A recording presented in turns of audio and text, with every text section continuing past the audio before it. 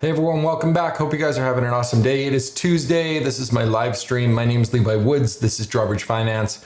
I don't offer financial advice in this channel. This is just my opinion. It's what I'm doing. It's the way that I'm trading in this marketplace. And I've been doing this for a while. You know, I've been trading options since 2013 or 14. Can't believe it's been so long.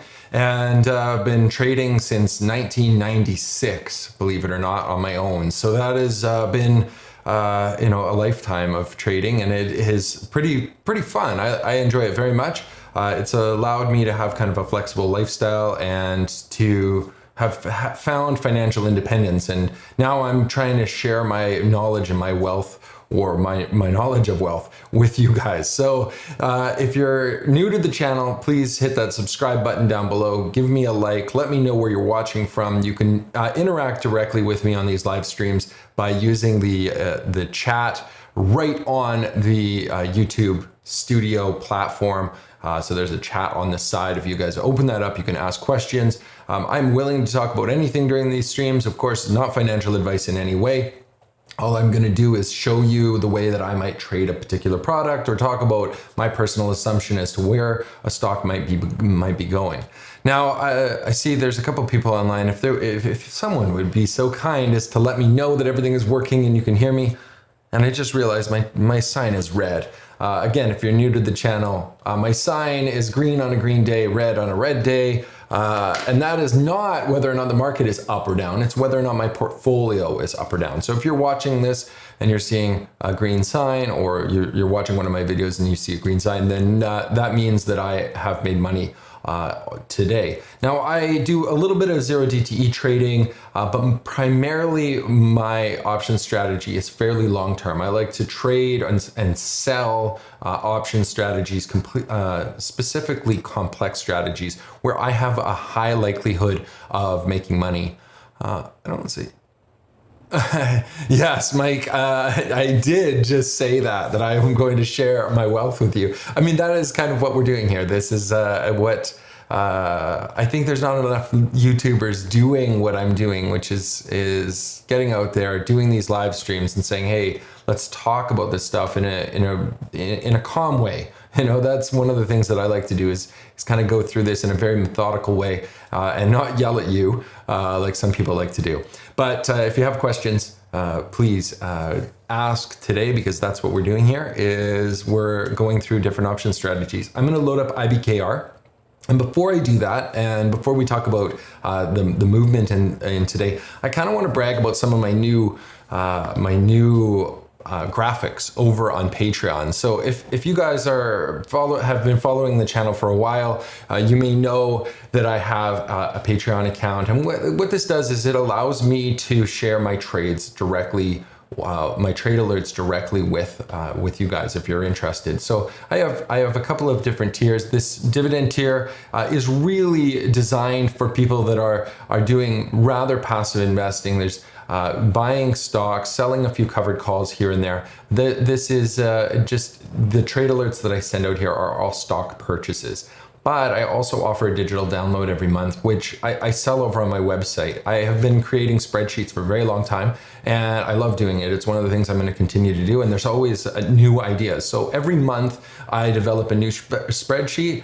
I have yet, after this is like more than 3 years on Patreon, I'm up to something like almost 50 different spreadsheets that I sell. I have yet to do a duplicate spreadsheet. So there's always something new that helps us. It's a tool that we can use.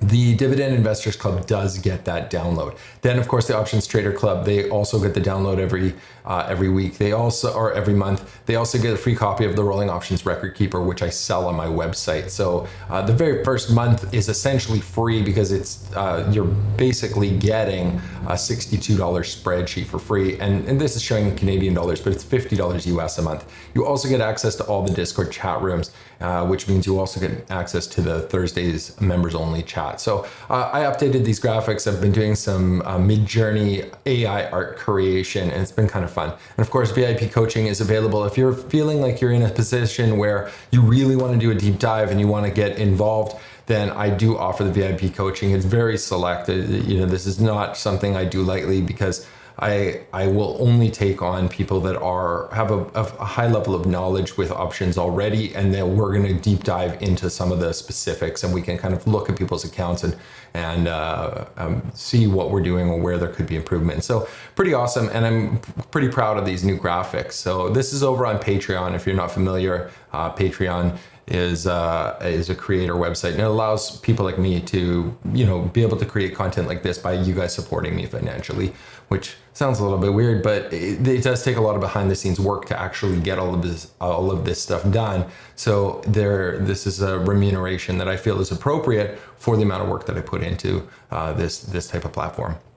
And Salem says, let's get rich together. And Mike says, watching from Massachusetts in the middle of a fantastic thunderstorm. That sounds amazing. We are having a bright and sunny day here. I'm going to be hitting the pool as soon as we're done this stream, so I'm excited about that. And Kevin, option membership is totally worth it for those who are hesitating. Thank you so much for that plug. I totally appreciate that. You guys are amazing. I see there's 13 people online, and I've got 2 likes so far. So if you guys could be so kind as to hit the button, give me a like, that would be great. And then other than that, let's get into it. Let's talk about some positions. I've got Amazon up on the screen right now. This is Options AI. It's one of the stocks that I am bullish on long term. If we look back, you know, we had quite the drawdown from over the last year, from last September. We had highs around 144, currently trading around 129. My expectation is that we're going to continue to see some positive drift in Amazon, but I like to trade weekly options on it. And Options AI is a pretty cool platform because it actually uses real options data. So this isn't just a cone coming out, and you can see that we have an event coming up. This is likely earnings, and we can actually click over and see the earnings date. So this is going to be Thursday, the 27th of July.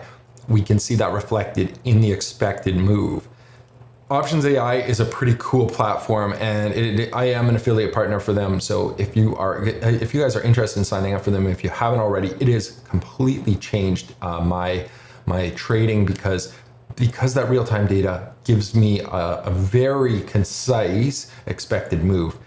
If you're interested, there is a discount code. If you use all caps drawbridge when you sign up, it's at the very end of the Stripe sign up. So you kind of, the promo code has to be put in at the very end, but all caps drawbridge will give you a discount on Options AI. So this gives you an idea of where the expected move is next week. And my patrons know I put in a little iron condor trade. I've got some bullish long stock covered call positions in, and I also did a neutral iron condor for next week. So, you know, trying to make money capturing this move with the likelihood that the stock is going to stay somewhere between 133 and 125. Pretty cool software if you're not using it. Also have AMC up on the screen. AMC, you know, Seeking Alpha. This is another platform that I'm an affiliate for. If you guys use the link down in the description, you get a massive discount for signing up. I get a little kickback. So a fantastic collaboration here. Again, something that I'm using on a daily basis. Looking right now at AMC and the ratings, sell, sell, sell. Everybody is basically shorting AMC. So this is, you know, an unprofitable company. And, you know, this is one of the things I love about Seeking Alpha, these factor grades. So poor valuation, the growth is actually okay, but the profitability and the momentum are poor. So looking for a down move in AMC. And if you're unsure how to make money off of a down move, that's why you would watch something like this. Using options allows us to make money on a short position. Alejandro says, hola, and wants to look at 3M. Let's look at 3M. I haven't played 3M for a while.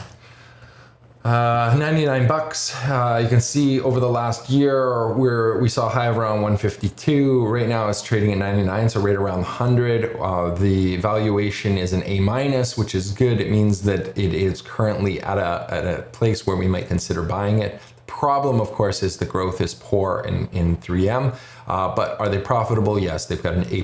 Now, 3M is also has a dividend. So the dividend payout ratio is 63%. That's something that I look at all the time. Dividend yield 5.98%. So if I was to buy stock in this company, I would be collecting about 5.98%. Now, dividend yield, you know, I've been a dividend investor since 2003, so it has been something that I am very familiar with. Right now, we can get almost 5% in cash. In fact, IBKR 4.58% on US dollars is what they're paying just for holding cash in our account. So that yield, it comes with some risk. We have potential for that stock to go down. We also have potential for the stock to go up. So I like to limit my risk in a way, and I will take a look at 3M right now and see whether or not it might be appropriate to buy some shares if it drops lower, or what kind of strategy we might be able to employ. Now, 3M is not particularly, if you look at the movement, it's not particularly volatile stock. So I typically don't play positions that are too complex on it. So let's look at 3M on Options AI and just see what the expected move is. If we look out a month in time, July 21st, we don't see a big jump by July 21st until July 28th. So looking at this chart, we can see immediately where the earnings is. Without even going to the earnings tab, we can see that the expected move is larger on July 28th, so there has to be earnings between July 21st and July 28th. If we click on the earnings tab, we can see earnings July 25th, so falling right in between those dates. In this case, when we're 24 days to expiration, I might try to do something very, very simple. Stock is trading down, it's neutral. If I want to take a neutral trade and I want to do this before the options expiration, 24 days out, I can do an iron condor. Maximum gain is only $24. Max risk is 476, 74% probability of profit. I don't like that trade at all. Let's tighten this up a little bit and see if we can do something a little bit different. There's not going to be a lot of choice in here, is there? So this is the kind of quick select that we can do. That is not working at all. And yeah, the strikes are just too tight in here. In this case, what I might do is, this is going to be all limited loss trades. Maybe a butterfly is a better choice in this case, where we're playing a little bit of a tighter range. Max risk 585, max gains 415, 60% probability of profit. You can see the profitable zone. Now, iron butterflies, the problem with them is a lot of people focus on this max gain right here, and they're expecting to make $415. The reality is the stock would have to be trading exactly right at this point to make that 415. Anywhere else, if it's slightly above or slightly below, you're still making a profit, but you're making less of a profit. So while iron butterflies are good, this max gain is not something that I particularly look at. What I'm trying to do with these trades is land it somewhere in line here. And I typically take these off the day before expiration. That's how I would play this type of trade. Now, the other thing we could do is just take a one-sided trade. We could do like a credit put spread on 3M and say, well, I believe that it's going to stay above this line. And this might be a little bit better way to do this. That's September. Let's go to this 24 days out. $785 risk, $215 gain, 60% probability of profit. Now we can just drop this down and we can move this line wherever we like. In this case, still able to make $102 as long as the stock stays above 197, or sorry, not 197. As long as it stays above $97, we would be able to collect or keep the max gain of $102. The max risk is 598. The nice thing about this trade is it doesn't matter if it goes up. Say 3M rallies this month and goes way up. Well, the trade still makes $100. So typically with this type of stock, I want to play some sort of direction. I want to have a directional assumption. And this is the type of trade that I would be putting on. Limited loss, which I have a maximum risk on. I have a maximum gain, and I have a high percentage probability of profit. I like this trade quite a bit, and I may consider putting it on. in my chat room. I will take a look at it after the stream. Mary James asking, hey Levi, can you explain how to manage a ratio put spread? As I had one on, as the stock fell, it just cost more to buy out. Does the ear just indicate buyout price as the 2x put got hammered? Okay, let's take a look at put ratio spreads. So Options AI is not the right platform for put ratios. They have rather simple trades. But if we were going to, I'm just thinking about what I've got on. I have a little Etsy ratio spread on that is tested, and I will show you how I will manage this. So in this case, I have a June 30th. I have 2 short 89 puts. I'm gonna turn on the strategy builder here. Give me 1 second. So I'm going to click on the strategy builder. This is a real position that I have in my account. So I have a 91, 89 put. So I have 2 short 89 puts and I have a long 91. This is a bullish assumption. When you look at the profit profile, it is similar to buying stock. What happens is this dotted line is the price movement of the position prior to expiration. So if the price of the stock was to move today, it would follow this dotted line. The solid line on our profit loss chart is at expiration. So we have to take that into consideration, because what happens when a stock gets tested like this, or a position gets tested, in this case, the short puts are closer to at the money than the long put that I own. What this means is that the extrinsic value of the 89 puts is greater than the 91. Now, extrinsic value is something I encourage you guys all to figure out. If you are trading options at all and you don't know what extrinsic value is, it is not that difficult to concept. And I took way too long in my options career to not research it. If you are trading options, do your research, figure out how the math works, and really look at it. The short version is that when we look at an options chain, any out of the money option has no intrinsic value. Therefore, any value of an out of the money option has to be entirely extrinsic value. So what does that mean? Let's look here at the call side. The 88 calls are currently out of the money. The stock is trading at $87. The 88 call will theoretically, or not theoretically, it will expire worthless if Etsy does not move back up above $88. So will the 89, so will the 90, 91, so on and so forth, all the way down. Calls that are out of the money will have a value of 0 at expiration, which means that they're not in the money in any way, shape, or form. That also means that the value of that position is only extrinsic value because it's not in the money. So when we look at this, when we look at this 89 put, this is an in the money position, but the strike is the same as the 89 call. So if we were just to limit this and say, let's look at the 89 put and call, the put is in the money, the call is not. So what we do is we immediately look only at the call side and we can see this extrinsic value. The reason this is important is because in order for me to close these two positions, I am paying out the extrinsic value. In this case, to close each of the 89s, even though even though these are puts, the extrinsic value that I'm paying is around $1 per contract. So it is costing me $2 in extrinsic value to close. Now the 91 I own, I only have about 50 cents in extrinsic value in the 91 put, which means if I was to close this position today, I would be paying $2 and I would be receiving only 50 cents. For this reason, this differential, if the stock wasn't to move, then this position is going to be $2 less to close on June 30th, right at expiration. And this position will be worth 50 cents less to close as well. So I will be getting 50 cents less credit on the 91, but I will be paying $2 less debit to close the 89s.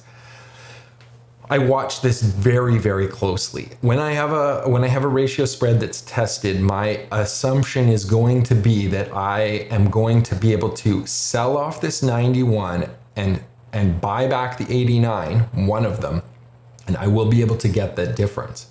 So if this was the position that I had right now, if I did it today, it would cost me $1.50 to get out. But this is a $2, sorry, I have to reverse this. It's, I would be paying a debit. So I would be selling the 91 because I own it, and I would be buying the 89. I'm going to close this profit profile because that is just going to confuse you guys. I'm going to be buying to close the 89. Now this is just one portion of it. And you can see that I would actually cost me, or in this case, if I did this, I would get a credit of $1.50 if I did it today. At expiration, there is going to be less time value owing on this 89 put, and there will be less time value on the 91. This means that this will be much closer to a $2 credit. When a put ratio is tested, I have to wait until this extrinsic value has decayed, because this is going to be increasing in price from its current price, which is $1.50, to around $2 at expiration. That's the first component. Now, the second component of dealing with a put ratio that's been tested is dealing with the second short put. Well, in this case, there's a second 89 put, which I would have to buy out. So I'm going to change this to 2, and then I'm going to look at rolling this out in time. Usually when I've put on a put ratio spread, the assumption is bullish. So unless something dramatic has happened to the stock, my way of defending is to just roll that short put out in time and collect some more extrinsic value. I should be getting a credit for this. So if we look at July 14th, for example, if I roll to the 89 and just roll one of them, I am going to get a credit of $2 to close, plus the extra credit of rolling out this 89, because this 89 by itself has extrinsic value. In this case, I'm just getting a whole bunch of cash given to me. I could do it today for $305 cash given to me, which reduces my theoretical cost basis from 89 down to 86, because I'm getting $300 more in cash to put towards this trade. And this isn't even at the time where I should be rolling this yet. This is how I typically defend a tested put ratio spread. I hope that makes sense. Now, I could use some of this credit to actually roll down to a lower strike. I can, because there's quite a bit of money in here, I could roll down to like an 87 and still collect a credit. So I'm using some of the credit from the bear put spread in the trade to then pay for the lower short puts that I'm going to roll forward. I would now have an obligation to buy at $87, and I would collect less cash. And you can see there's quite a bit of premium in here, and I would assume that Etsy is going to be having an earnings announcement in there. Let's look at the Etsy expected move on Options AI. This is how I use these tools all the time. So when you're in the chat room with me on Discord and you're looking at the trades that I'm putting on, I am going through all of these steps on every single trade. I am looking forward and saying, okay, well, here's July 14th. My expectation is that the stock is going to trade, somewhere above $81 and below $92. So in this case, since this is 81, I might want to lower my break even quite a bit. I want to bring that short put down lower so that I don't need as much of a recovery in order to be a profitable trade. And this is where the flexibility of options comes in. So if I know that the likelihood is that the stock could trade sideways or down even further, what I can do is I can use some of that credit to roll down to a much, much lower short put. So even though I have an 89.91, I could actually collect money on this one, still $75, to roll down to an 84 put. So this gives me a much higher probability of making profit, because it's much more likely that the stock is going to be trading above 84 than it is going to be trading above 87. If that makes sense, because these are directional trades. Hopefully that that helps. And if you have a specific one, Mary, if you're looking at a specific trade, please just post what the position is and I will look at it for you. Pro Trader, hello from Alabama. Hello back. I've never been to Alabama. I would love to come. You guys have good barbecue, right? Are you guys competing for barbecue? I love barbecue so much. Yesterday I was down in Vancouver. I had a smoked bologna sandwich, which was very interesting. It was still a bologna sandwich. I wish it had been slightly better, but it was, still anything that's smoked is good in my books. Mike, haven't used Option AI, but Seeking Alpha is fantastic. Feels like a decent one-stop shop to gather info. I love Seeking Alpha. Both of these, I get absolutely inundated with people trying to get me to promote their products, and I'm pretty reluctant to promote products unless I actually use them. So when you see me using things, or promoting things, it's because I actually use them and I think they're worthwhile, because there's a lot of services out there that I've tried that frankly just aren't worth it.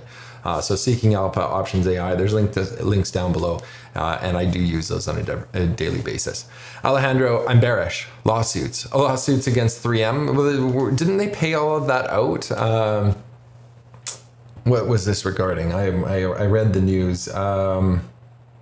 And do you think that the lawsuits are going to hammer them that badly? The payout was big, but they're a massively profitable company. This was with regards to some sort of Teflon coating, I believe. I'm trying to remember. It was last week when I read about it, but I wouldn't be too bearish on 3M. You can be I might be slightly bearish, but I'm certainly not going to be massively bearish. The company is just too strong and makes too much money for me to bet wholly against it. If you look at let's look at the short interest on 3M on, here's the short interest. So this is how many people are bearish, 2.2% short, no one. But absolutely, there may not be recovery. So if that's the case, going back to 3M, taking a bearish stance, if the stock is going to drop below 97, pretty easy to put on a put. I mean, if you think that this is going to happen relatively quickly, for 199 bucks, you can just buy puts. Also, you can do put spreads. Max risk $116. You can see the line here. So the profits, as long as the stock is below 97.84 is the break even, but max profit is if the stock trades below 95. So pretty easy to get bearish on this. How would I do this? This is just a synthetic stock position in the money put spread.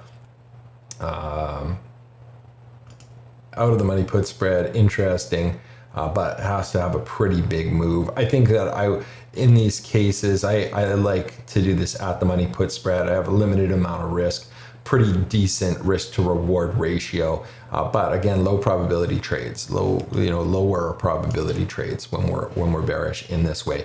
Credit call spreads are another way to do it. They'll have a much higher probability of profit. In this case, the stock could recover a little bit, and as long as it stays below 173, then this will make some money. And then obviously the maximum return would be if the stock stayed below $99. This is a very good risk to return ratio over 24 days, almost doubling the amount of money risked. But we have to have directional assumptions. So I would trade these very, very small and probably layer them on. Wow, that Options AI looks cool. Looks like a great risk analysis tool. That's exactly, and the beautiful thing about Options AI and the why I use it is because it's real-time option data. So if we look further out, you can see that the cone that we're looking at is not just a standard deviation cone. It actually is reading the different prices between July 21st and then July 28th. It's actually interesting. One of the companies, I'm not going to remember what it was. Check this out. Oh, of course, it's changed. It actually had a dip. The expected move was wider, and then got narrower right at the market open this morning. It was pretty interesting. It was the first time I've seen that, where the expected move I think it was right here, July 7th, was actually inside of the expected move for this week. And that is likely due to the announcement. I can't remember what the announcements were today, but there's been a whole bunch of stuff this week scheduled for releasing data based on home housing starts and things like that in the States. So I can see why that particular fund did have a larger than normal expected move for the end of this week. Alejandro, yes, one lawsuit. Mary James, thanks for that. Hopefully that helps. Yes, there's several pending. Also with military, interesting. I did not know that. So yeah, it's hard with Pro Trader says, yes, that makes sense. Alabama barbecue is great most places, and bologna is awesome too. Yeah, I just love barbecue so much, and we don't have barbecue up here. It's not like in the States. Up here in Canada, it's just a different type of cuisine. The dividend is in danger. Alejandro, the dividend's in danger on 3M? Really? 63% payout? I would assume that is not much of a... I'm going to go back to 3M here. Let's look at the dividends.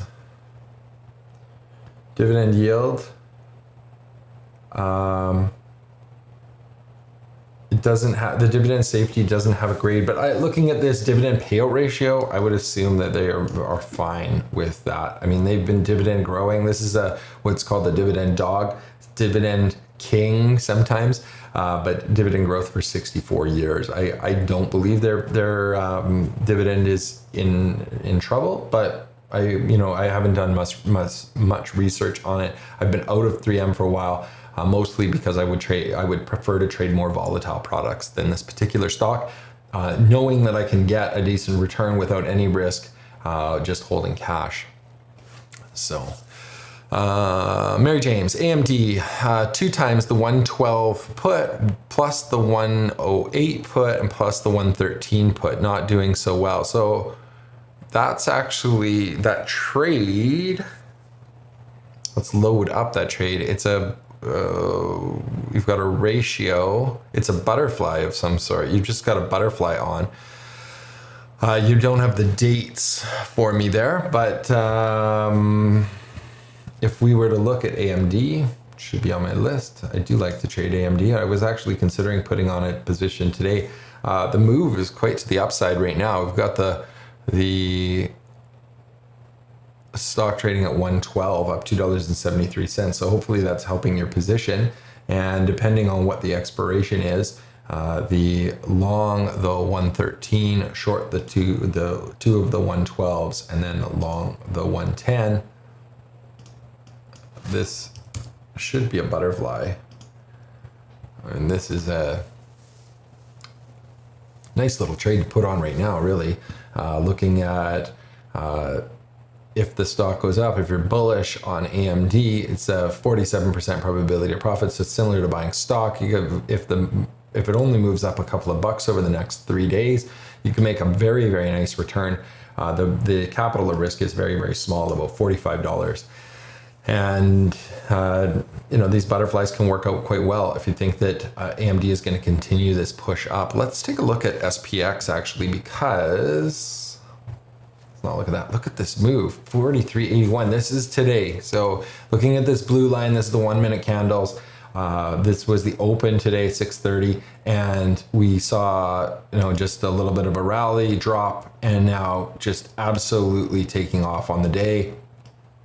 Look at this move. It is just that's as bullish as you get, just churning upwards. This was a nice move. I made money on my Green Giant trade today. I got out before this stream. I don't usually like to stress myself out by trying to live stream and manage 0 DTE trades, so I exited for a nice profit this morning. I will make some more money if the market decides to turn around and completely tank, which I don't think it's going to do at this point in time. We're going to see this push up. And I like to take small 0 DTE and just get in or out relatively quickly if I can for a small profit. But today, pretty big move, and I didn't see any big moves on, or big big news to be fueling this move. Let's go back to this little butterfly. In this case, I mean, this is a limited loss strategy, so there's not a lot of recourse to it. When we put on a limited loss strategy, if the stock moves against us dramatically like this has, I might choose to close early, because today, I could close this for a, $23 loss. If I wait to expiration, this would be a $63 loss if the stock decides to trade back down at 109. So if I was in this position, I might be considering just closing early to reduce the loss. But again, it is to do with directional assumption. So the stock already recovered, market's moving up. Is it going to recover back into this zone? Could quite easily. It's definitely not out of the zone. So this is a difficult play for sure to try to determine. If the assumption was that it's going to continue to move down, I'm closing early as the smart play. If I think it's going to move back up, it might be a play that I even add to. I might say, well, I'm going to put a few more dollars into this trade so that I can potentially make even more, because I think that the market's going to recover. This is a bullish trade. So it makes me wonder, can I adjust it so there's a little bit of, can make it into a butterfly. You can do a few different things with this. This is where my green giant tracker comes in pretty handy. You can kind of multi-layer up a bunch of different scenarios and see how they play together. Don't want to get too complex on a stock like AMD though. It's not cash settled, so you have to exit whatever strategies you're in. I like to use really complex things on SPX because they're cash settled. So it depends on what you're trading. But this is another little play that could make some money if the stock recovered just slightly up into this 112 range for a total risk of about $27. It's saying, well, whereas if the stock trades between 110.41 and 113.59, which is a pretty wide range over the next 3 days, then there's potential of making profit on this trade. And that's sometimes what I do when I have a tested butterfly. But otherwise, if it's massively tested, I just exit. Mike, just curious, have you personally used or looked into the 930 trade strategy? It's based around pullbacks during a trending market. Piques my interest. You know what? I love new trade ideas, and I have never heard of the 930 trade. Do you have a link? Do you have a video that you can share with us? Probably can't post it in the YouTube chat. I don't know what the 930 trade is, so we'll see what happens. Let me know, because I'm always interested in new strategies, and I don't usually try to look them up during streams because then I'm just fumbling around. I am not familiar with a 930 strategy. I'm assuming that is something to do with moving averages. So you're looking at like a 9 EMA or a 30 EMA based on the name of it, but that's just me guessing. Pro trader, SPX going to the edge of EM today or tomorrow, then sell calls. Yeah, I sold calls against Qs last week. Let's just zip back over to, let's look over this chart. Maybe we'll go off the 1 minute and look a little bit of a broader zone. We're definitely high. Today's move is pretty big. You know what? I don't like to try to pretend like I know where the market's going to go, because anybody that says that they are is lying anyways. So yes, it's a big green candle. Does this mean it's going to go to the edge? Are we going to peak out at 44 and then drop back down? Who knows? Typically when I'm looking at setups like this, I am looking for profitable ranges, and I'm saying, well, I want to profit in this range, and I might want to lose money or potentially lose money if it drops down to a range like this. That's kind of how I trade, is I'm looking at a bigger, broader market in this.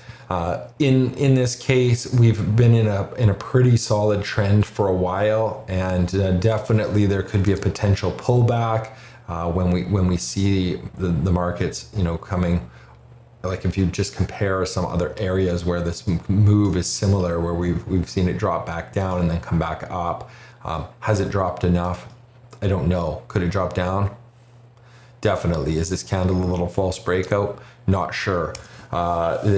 hard for me to guess those kind of things. And in general, right now I am holding long deltas, so I'm looking for some positive drift to the upside. That's just because the VIX is low, and it typically when the VIX is low, that's what we see. I am building as many black swan hedges and hedging honey trap trades, things like that, for the downside move. If the downside move happens, I have a lot of protection in my account if the market drops in that 10 to 15% range. If the market continues to climb, I'm going to make money. Not super interested in betting against the market at these levels. Not quite yet. If we look back at SPX, we have seen much higher levels, 4,800. We're halfway through the year. We could easily be above 4,800 by the end of the year. This would be an easy move in my mind, especially with the low VIX. Okay, Kevin, buy right on S block, 17 call, expiry July 7th, or would you consider a covered call zebra? S block. Let's look at it. Let's look at those two trades and compare them. I like the covered call zebras because there's no extrinsic value. S block may not be the best for it because there's going to be not enough option interest on it. But the 7th, we've got the 17. Wild. Is there earnings coming up? You know, I say it's wild because why is there so much premium in these companies? I mean, the S blocks. This is what we're looking at, right? Yeah, S block. This is Star Bulk Carriers. This is one of the trades that I have put on and off for a while. I don't love to do anything too complex. Looks like earnings are going to be not till August.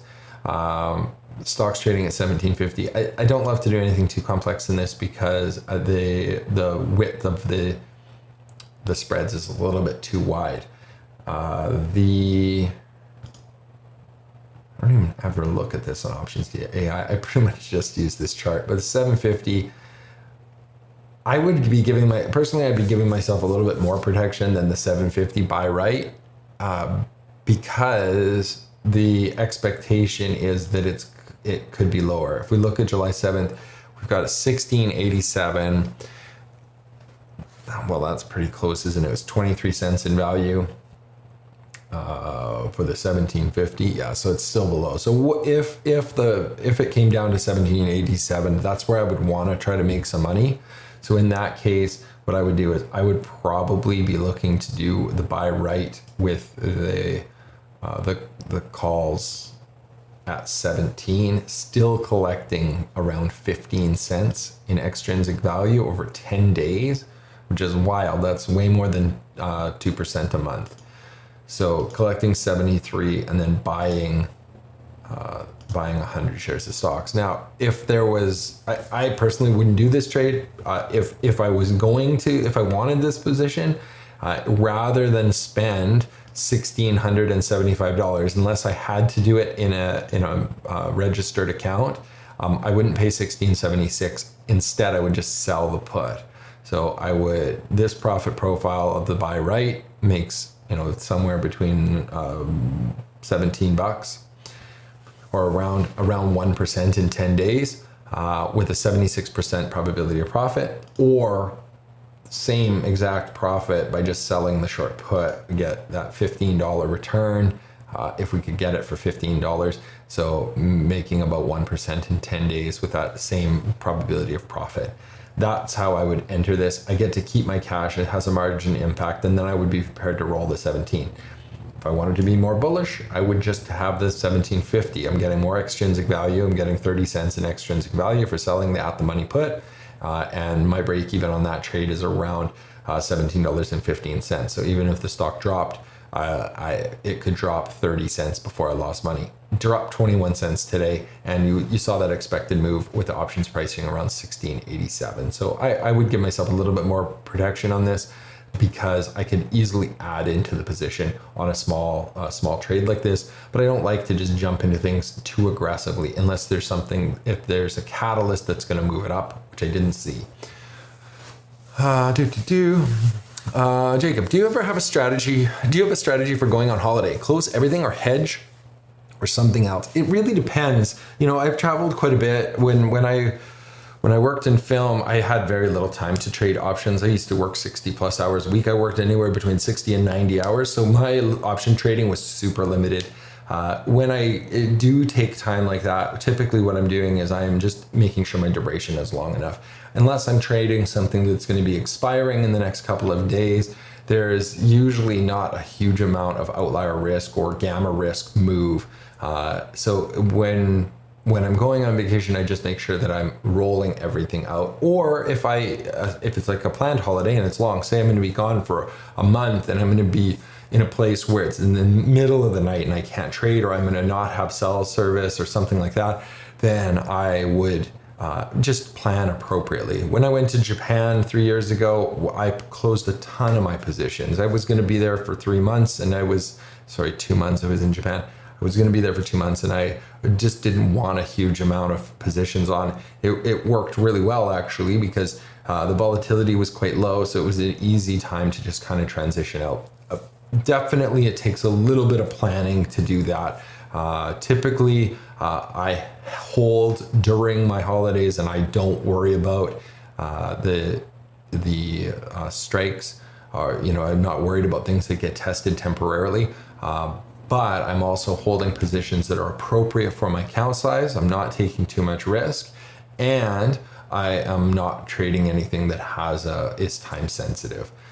Even on a Friday, like I often get invited to go over for lunch on Fridays with friends, and it's tough for me because I often trade things that want to be traded right near the end of the day Friday. So I have to pre-plan. If I'm going to meet my friends for lunch, then I will trade positions that have maybe a different expiration. Maybe I'll do a few other Russell trades that week that have that daily expiration rather than wait until Friday. So that's what I do. Salem, the 90-30 trading strategy is a trend following strategy that uses two moving averages, a 9-period EMA and a 30-period WMA. Right, and then, but what is the actual strategy? Used to spot trading opportunities when there's a pullback. Mike, yes, that's exactly what it is. You're right, I can't post the link, but you can find videos on YouTube about it. I was just curious if I knew about it. I do not know about it, but I will definitely take a look at it, Mike. I'm always looking for new strategies, and it's interesting to look at those things. I'm assuming it's like a diagonal of some sort. Is that what they're doing? Or are you just looking for the opportunity and then you're saying, okay, well, based on the fact that it's a 930, you're looking for some sort of cross. And then are you bullish? Are you bearish? I'm not really super sure. But I will take a look for some strategies, and I will post some in the Discord if I find anything good, because I like little strategies. I've been playing with some different settings on TradingView. You can see this one just has a whole bunch of exponential moving averages. So you can see the 20, 25, 30, 35, 40, blah, blah, blah. It's like some sort of indicator. I mean, again, I'm not trading this type of indicator. I think that a lot of times we can look at the 200-day moving average and we can see where that stock is going. If we look at, so where's the chart? I'll see like there's the positions that I have on an IBKR. I use the 20, the 200, and the 50. And the 50 is pretty slow moving, but gives us an idea of the overall trend. Then obviously the 20 EMA is moving a little bit faster, so we can see where that stock is relative to that to the 20-day moving average. So this is S block, that downtrend, and also why looking at that position, why I would be taking that lower break even, just because the trend line is down. So different ways of looking at it, but generally stocks often move with the trend, and then they often pull back to these moving averages, and there you can make up a lot of data. You know, in this case, I can look at this and say, oh, well, it didn't quite touch the 20-day. Well, I can change it to whatever time frame I want, and then all of a sudden this will move it over, and it's like, oh, well, there it was. It touched the 9-day right there. Let's just change this period to 9 and then see. Oh, that didn't change it.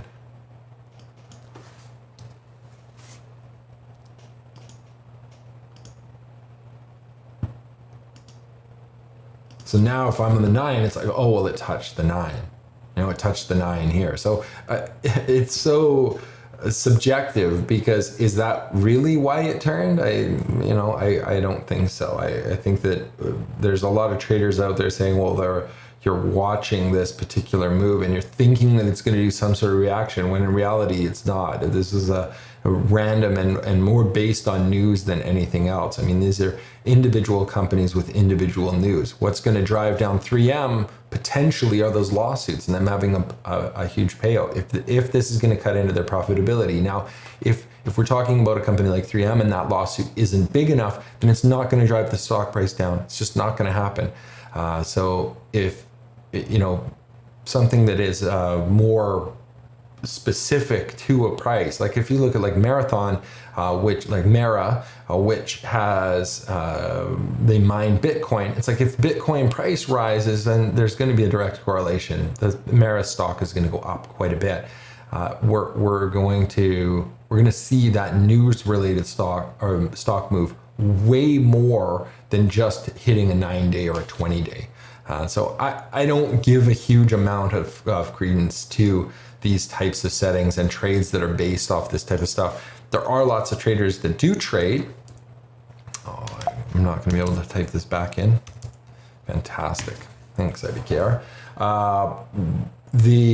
So you can change these settings, but you can see how easy it is for me to just change that from that 9-day, which it was touching, and the 20-day, which it wasn't. So you can just tweak your settings to make it look however you would like it to look. Salem, used to spot trading opportunities when there's a pullback. Okay, my message retracted. It presents a possible opportunity for entry exit based on price action and the moving averages. You can trade it any way you want, shares, options, etc. Yeah, I mean, that's kind of what we're doing everywhere. When I'm looking at any sort of chart, looking at the cues, where could I trade this? I mean, the real thing that I'm looking at is my overall assumption that the NASDAQ is going to continue to climb, or is it going to decline? And again, I'm a zone trader more than I am like a specific spot price trading. I'm not trying to get like really specific entry. I'm just trying to broad base, get positions that are making money over time and then layering them up so they make money. Pro Trader, thanks so much for your input. That's why I stick to the indices instead of individual stocks, usually, unless tech giants. Yeah, it's hard. Like if you look at NVIDIA, I mean, I had a question about NVIDIA in the chat room this morning. What's going on? I don't know what was going on there. That was weird. Couldn't click on anything. Okay, so NVIDIA, look at this chart. I mean, this is, again, I've now changed the EMA to 9, which is not what I wanted to do. Let me try to change it back. No, didn't like me still. I gotta hit apply. No, I keep doing that. I'm just so used to hitting 20 enter. Let me go 20 and then slow down. Go apply. See, is that gonna work now? 0. Turn off the graphics for a second. Okay. I don't know what's going on with that. Let's look at NVIDIA on TradingView. There's something glitchy going on with ABKR for the minute. Probably because I'm streaming, that tends to happen. Here's NVIDIA looking at the 1-day candles. This move is massive. I mean, the stock has absolutely blown by its previous highs and just left this huge gap in here. Like let's just plug in some lines. Like look at how wide this gap is. From 367 to 318, it just absolutely blew by it. And now when we look at the 55-day moving average, it's down here at 346. So if we're moving average trader, if we're looking at this kind of stock, it's like, could this keep going? Absolutely. Could it pull back? Absolutely. Where is it gonna find some support? Who knows? This is crazy when there's a gap like this. So in this case, I choose not to trade. I just am looking at it going, well, there's just too much risk for the reward, because I would love to try to pick this zone, but it's very, very difficult to make money in this without having some risk to the upside or the downside. So you have to very specifically have a directional trade when we're looking at a stock chart that looks like this. And I would prefer not to. You can see some previous lines that I've drawn on here. So it's interesting to see like where the stock was and where it went over time. Tech market caps have gotten so big. Absolutely. I mean, if you look at Apple, any of these big companies, and they're getting closer and closer to their target prices. Like Goldman Sachs has a 193 target price on Apple. It's trading it today at 188. Microsoft way up there. The only ones that aren't, if we look at the big ones, so Microsoft is down from its highs. We had it up at 351, which was higher than its highs last year in November of not even last year, more than a year ago, November 2021, before the big tech sell-off. So Microsoft's still near the highs. But if you look at Google and Amazon, there's still a lot of opportunity in this. This is why I have bullish positions in both Google and Amazon. Google was trading at 152, stock's trading right now at 120 today. Amazon's chart looks similar. So some of the tech stocks are massive. Here's Amazon 187, currently at 129, looking at that type of position. So there's lots of room for these to run. What else could we look at? We've got Netflix, which is obviously another big one.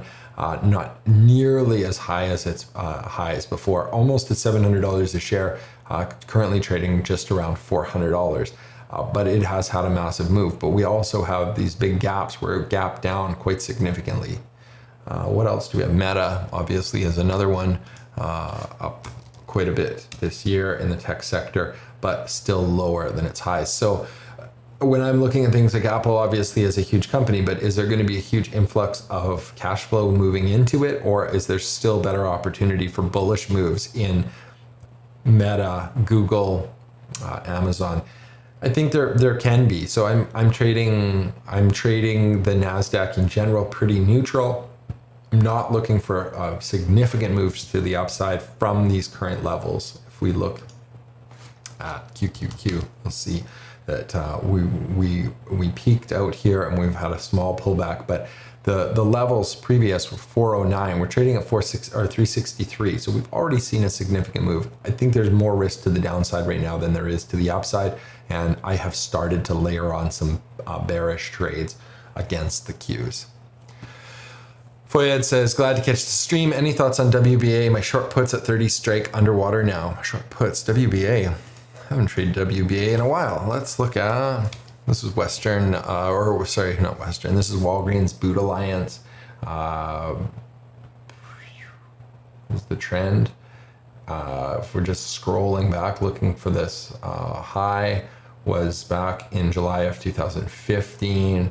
If we go back to see what happened during the pandemic, obviously we saw the stock drop March, September of 2020. We saw a rally up to around 56 bucks.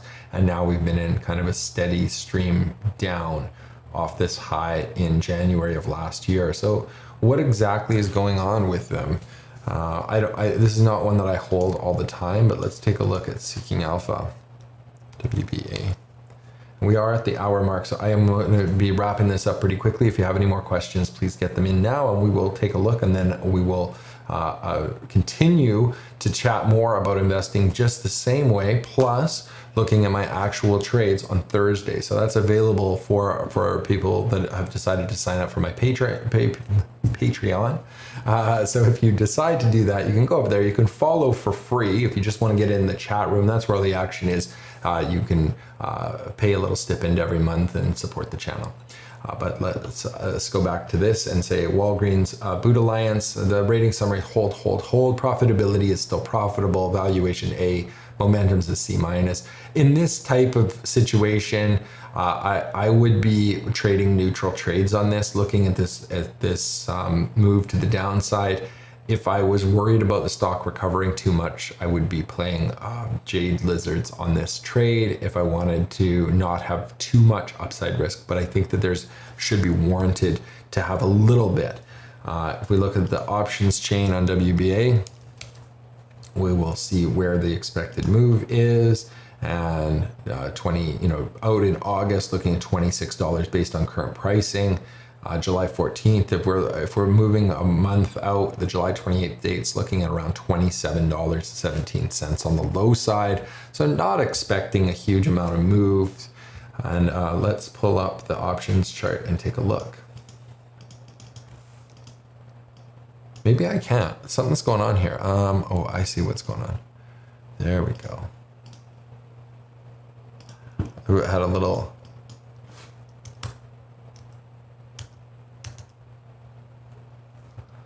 Okay, I'm just gonna go back. I'm gonna just exit that. We're gonna go, I've messed that up somehow. I'm not gonna fuss around with it while I'm streaming.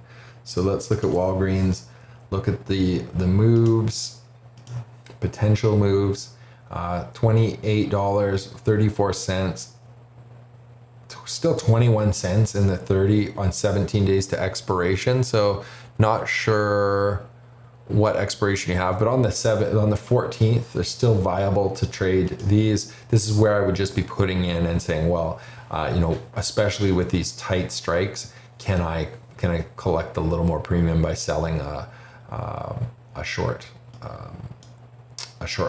call spread? It's only a couple pennies, but sometimes those pennies add up. So in this case, this actually puts me over the $1.50, and it means that I have no upside risk. This extra couple of pennies trading that gives me a couple of extra dollars to defend on the downside. So looking at this trade, I mean, this is a great little trade. Break even's 28.54, and I would enter this and feel comfortable holding this. Also, without the call spread, you just have, obviously just the potential to the upside, but rolling this 30 put on July 14th has enough extrinsic value at 21 cents. On a small stock like this, I would not be rolling until the extrinsic value was 5 cents. So I wouldn't hold anything under the 31.50 short put, but I would absolutely consider holding 31, 30, 50, 30, blah, blah, blah, anything from here down. I mean, that's not a bad range at all, and decent extrinsic value in the range from, on a 17-day period on this range, these are all acceptable strikes. So that's how I would look at this. Looking at how tight these are, if I was bullish long-term on Walgreens and I was rolling a short put, which is a covered call position, I might consider adding a little ratio spread in here as well. So doubling down on the position, but again, it depends on position sizing. So I typically play small enough that if a stock gets tested like this, then I can add a little bit more to it. And that's one of the nice things about WBA is it is a relatively small position. Pro Trader, Microsoft, Apple, Google market caps are in the market now. Diversification is dead. Are the market now? Yeah, no kidding. That's like when we look at QQQ, SPY, it's like they have a 91% correlation, and the holdings are, 5 stocks make up whatever it is. It's 65, 75% of the whole value. It's crazy. It's crazy. It's why there's lots of opportunity in the Russell. My patrons know I put on lots of Russell trades because there's still enough volatility in it, and we aren't just relying on these big moves from, say, Apple. Mike, still no MEIC for you, right? I got slapped with 100% slippage for the first time yesterday with a sharp move. That hurt. 100% slippage. I just can't do it. Like, I don't know why the slippage was so big. Like, I'm looking at the trades and saying, well, I've got a 5 cent spread on these positions, and when I am trading a condor, doing the math on that, even if I did a 10 cent slippage on all 4 legs, I should have 40 cent maximum. Theoretically, it should be 10 cents of slippage total for the whole trade for four trades. I should be able to fill 2 of them at market value, and 2 of them should have 5 cent slippage. That's what it should be. I don't know where the money goes, and I don't know. I'm not like, I don't want to call out IBKR, but what the fill prices that I was getting like 65 cent slippage on on a 4-legged trade that had a 5-cent range on all 4 legs. And like, that math to me just doesn't work. And you do that a couple of times and you're like, well, this just, I can't trade like that. So after I was paying commissions and then after the slippage, it just was, I was having way more non-profitable days. So I just shifted gears. I'm not doing that. I'm trading SPX only. I'm not trading SPY. That way I don't have to close the trades if I don't want. Today I was able to just cash out portions of it. I can leave portions on, I can add in, I can just make a super complex trade knowing that I don't have to get out and I don't have any slippage. I just need to watch where that range is and where the position is moving. Which, on that note, let's look at where SPX is. Has it had a pullback at all? I doubt it, but because it was trading right at 43.81 when we started this. Go to the 1-minute chart here and then we'll wrap this up. It's always been a fun stream. So yeah, since I started streaming here at 11, we haven't seen much of a move at all. It's just kind of flat. And where is it going to go? I would love for it to, this is where I wanted to trade down here. That would be nice. We have what, half an hour. We've got 45 minutes left. Can we see a drop like that? I would make some money if it went down to 43.35. That would be my target, so just below this low point here. And it could easily, look at this move last night in the end of the day. And then also, if you're really zooming in on this price action, the futures recovery, if you looked, this has a gap, but if you looked at the ES futures yesterday, they just, at the bell, after that huge move down, they just rocketed back up. So okay, so now I'm gonna have to find it here. 6:37, so where was the close yesterday? We were at Monday at 4, right here. Let me just put this on here so we can zoom in and take a look. I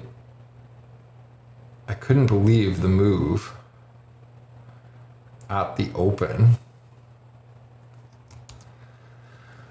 But we saw this move into the close. No, this is the actual market close. Market close was 2100, right? This is no, this is in. I'm looking at the wrong thing. Here we go. 1 o'clock. Yeah, look at this move right at 1 o'clock yesterday, Pacific Standard Time. We saw this massive sell down and then just a huge recovery in the futures. It just immediately jumped right up. I'm having a hard time zooming in here, but you guys are probably getting sick from looking at this. But look at that candle. So after we saw 1, 2, 3 candles move into the end of the day, and then these futures just jumped right back up. So who knows? I would love to see a move like this happen again today over the next hour. My account's up quite a bit today, but the move to the downside is not going to hurt me in any stretch. So yeah, pro trader, it depends on rates too. Of course, you know, the rates, the rates are huge right now. I mean, if the rates get much higher, and they will, you know, Bank of Canada is signaling for more rates. In the States, interest rates are going to rise again, or lending rates, however you want to look at those, but interest rates in general rising again, theoretically twice more before the end of the year. And that definitely persuades people to not put as much money into the market because it's easy to just keep cash and make money. WBA just got whacked. Nice trade there. Yeah. Jacob, always great content. Have a great day. Thank you, Jacob. Thanks for joining. And Pro Trader, I agree with the opportunities in the Russell. Okay, you guys are fantastic. It's 12:09. I'm going to push this button. Let's get rich together. You're fantastic. I will see all my patrons on Thursday. Everybody else I'm going to see in the chat room. Oh, sorry, all my other patrons I'm going to see in the chat room in a few minutes. Let's try to get a few more trades on today. If you're interested in joining the Discord chat, you can head over to Patreon, sign up for the free follow, and you can sign up whenever you want. We're doing that every single day, trading and trying to make some money, trying to beat this market. You guys are great. We'll see everybody else next week. Thank you so much. Take care. Bye.